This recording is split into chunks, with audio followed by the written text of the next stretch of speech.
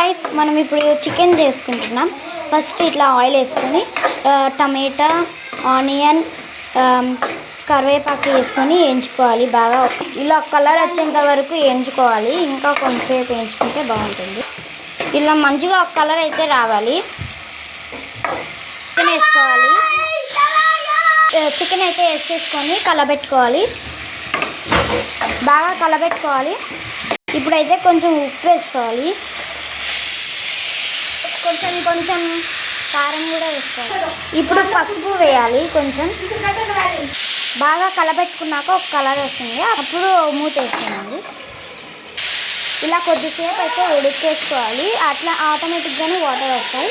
దీన్నైతే ginger paste, ధనియాల పొడి అన్నీ వేసి అయితే నేను మిక్స్ చేసుకొని బాగా మిక్సీ పట్టుకున్నాను.